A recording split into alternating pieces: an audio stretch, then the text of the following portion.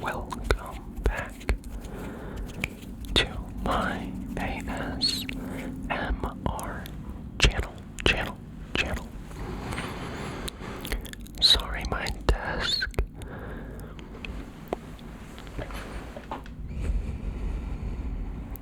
is a little messy.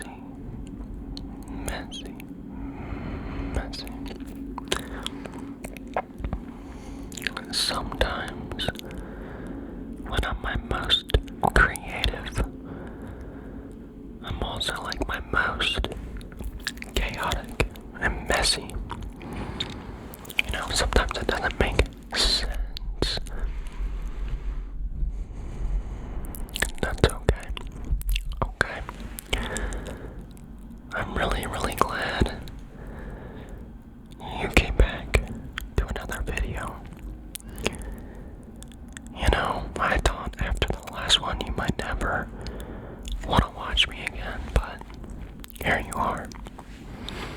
So good morning to you. I'm so glad you're here with me.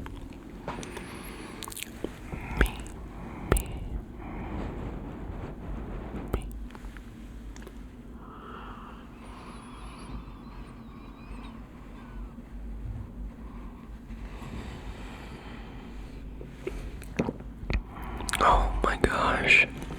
A nice warm espresso to get the day started. So I want this video just to focus on relaxing. And I want you to relax, but also myself. I was a little anxious before starting this ASMR video. And I'm trying to identify where that comes from. Like, what am I nervous about? I guess I'm nervous about it not being good. I guess I'm nervous about it not being pleasant. I guess I'm nervous that people will judge me or ignore me. And so, it's very good to recognize when you have anxiety. You know, anxiety can come up in very odd scenarios. For example, you might get really nervous or excited or anxious before a family party. And you'd think, why would I get nervous to see my own family? Like, they're the closest people I know. But I remember being a little kid and like the feeling of like being in the car with my mom and dad and my sister and my little brother and like driving to a relative's house, like my mammal's house or my uncle's house or my aunt's house for like Christmas, or even my grandpa's old house. And I would get a little kind of like my stomach would kind of hurt and I'd get a little nervous. As a little kid, I'd be like a little uncomfortable, a little like kind of like you know. And I think it's interesting that that's been happening since I was little, because so much of my anxiety now feels like a psychological byproduct of the way that I think. I feel that I manifest my own anxiety because of the way I think. But if I realize that I always used to have nervousness, even when I was little, it kind of makes me feel like that's kind of normal. And like, I shouldn't necessarily beat myself up about it psychologically. You know, is this making sense? Tell me if I'm making any sense. So, anxiety is normal. It's actually a good thing. I recently, in recent years, have started to reframe anxiety as a good thing.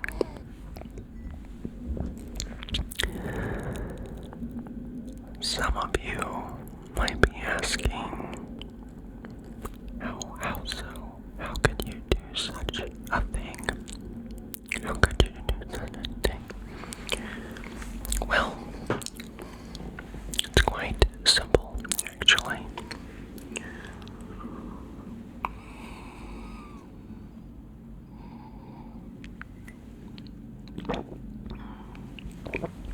It's quite simple to reframe anxiety as a good thing. Here's how. Here is how. Well, first off, recognize that anxiety is energy. It's your body's physiological response to adrenaline. Sorry. It's your body's physiological response to adrenaline. And so it's excitement.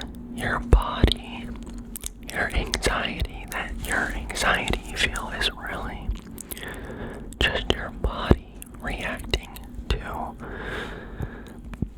physical stimuli. So your heart might start beating kind of quick when you get a little anxious or nervous. And that's your body getting excited and increasing blood flow. Okay? And so you're circulating more blood. You're like ready to act. You're preparing yourself to have blood flow and have energy. So anxiety is that. It's also a sign when you get anxiety or nervous. It's a sign that you care. It's a sign that you care. You care about it, not me. You care about it. And that's true for me also. When I get nervous or anxiety, it means I care about the situation. I am having a response to stimuli, which is good. So when I was a little kid and I used to get nervous, it meant that I cared about my family. I probably respected them as a little kid. I didn't want to get in trouble. I didn't want to do anything wrong because I respected them. You know? And so maybe that's where I got a little nervous. Anxiety. Okay, what else about anxiety? Why is anxiety good? Anxiety's good because it's an obstacle.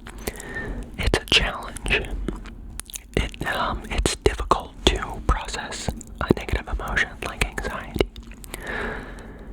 And so it presents a very paradoxical benefit in that as bad as anxiety might feel, it's an opportunity in disguise to become more resilient, strong, and have better moral character if you can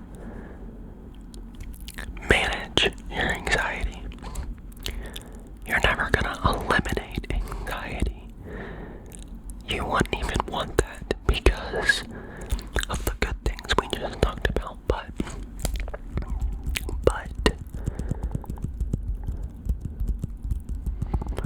you can manage your anxiety.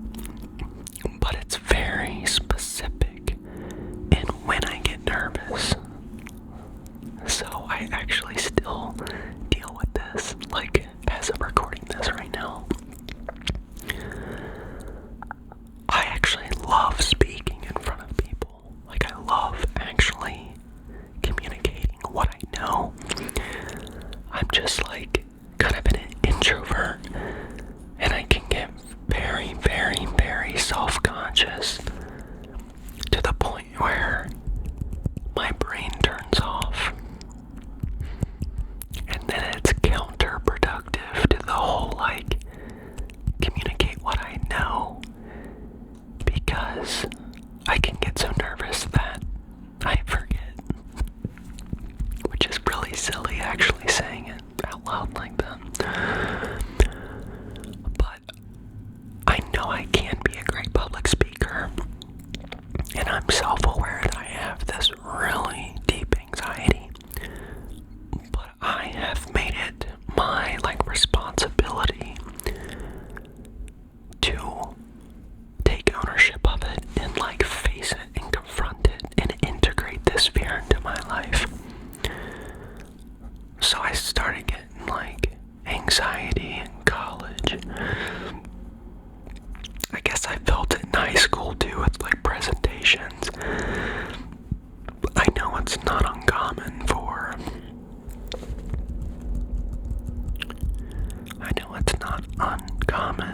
people to feel nervous when speaking publicly.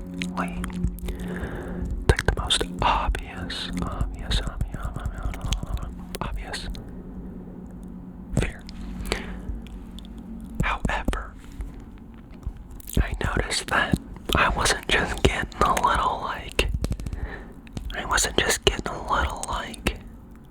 nervous. I was, like, starting to have panic attacks.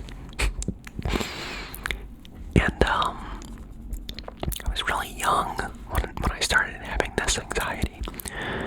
So I was, like, early 20s. I didn't really know what I know now. And so this fear was, like, I didn't know how to handle it. And I was very susceptible and, like, subordinate to my anxiety, if you will. And so I started to get fearful of the feeling of feeling fear. And so it was this little psychological loop that, you know, I got caught up in, if you will.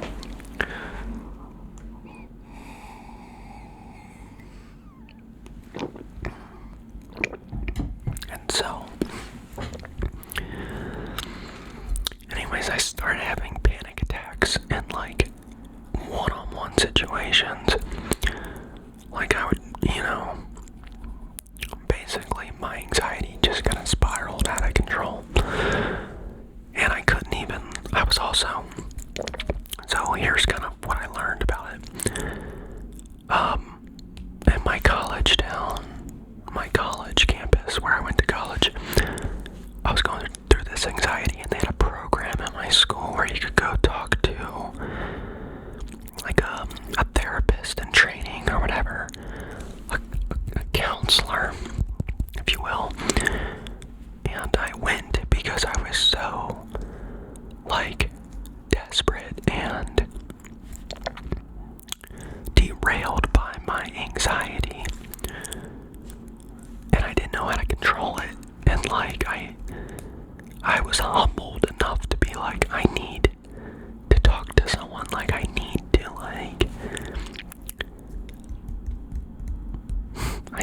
address this. I can't just ignore it and pretend it will just go away.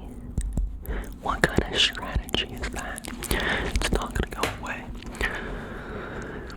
So I was like, I need to confront it, or at least start to. So, young college Alec shows up at the counseling office.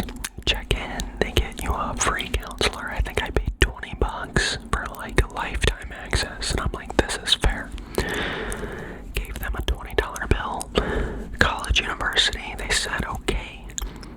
I believe his name was Davin or Damon, but my counselor, he came out. He was like, come on back. And it was the most productive conversation I'd had in my life up to that point. I think I cried to him.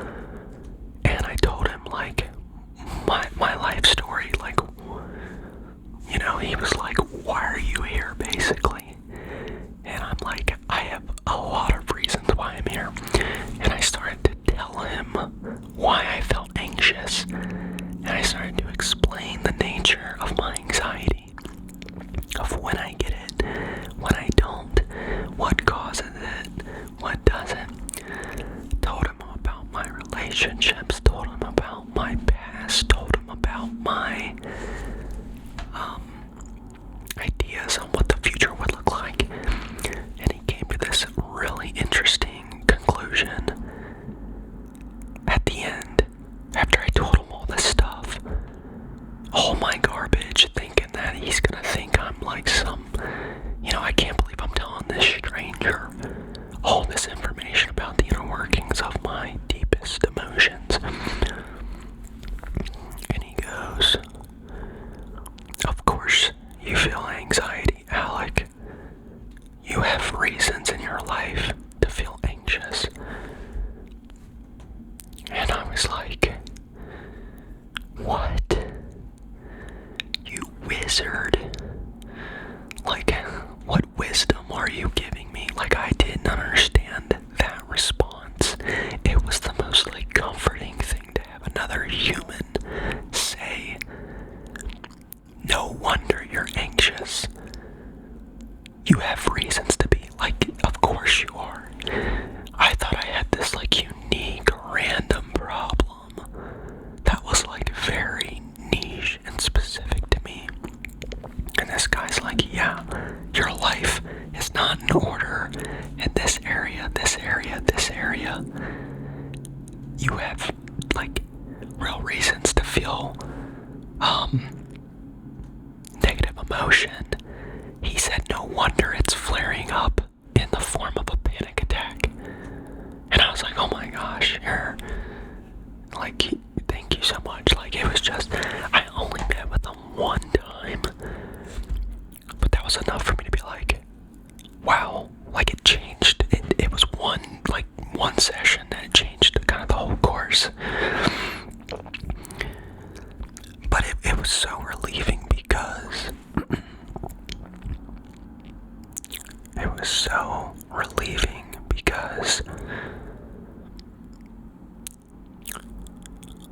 anxiety or negative emotion or depression is clinically bad when there aren't reasons in a person's life for them to feel that way.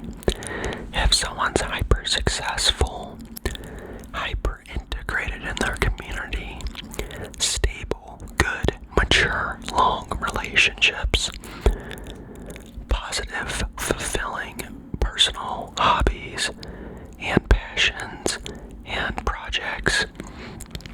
If a person, and let's say they're financially stable, and that's a huge one, but if a person has everything going right and they still feel negative emotion and anxiety, that's when it's you may have a problem mentally with your unique physiology. We might need to intervene with medication. But if you just have a shitty life and you also happen to be anxious, that's just yeah, of course, you have a shitty life. You need to do something about your shitty life that you deem your own personal truth, hence your anxiety that it's shitty by your own standards. So it's there's a keen distinction there. So anyways, I guess this is a little, what's the word? Can't think of the word. Not a memoir, but I wasn't planning to share that story about anxiety, but I'm glad I did. It's been a couple minutes since I recorded an ASMR video. I'm kind of stacking content, so I'd taken a week-long break, but so I was a little bit anxious to start this episode, so I guess that's why I deviated into the topic of anxiety. But tell me what you guys think. Do you guys guys have anxiety, it's okay. You can talk about it. If you do, tell me in the comments what makes you anxious. Is it public speaking? Is it heights? Is it authority figures? Is it being criticized? Body image? Like, what makes you feel anxious or nervous? It's okay. You can tell me. I love you and you're safe. I hope you're relaxed.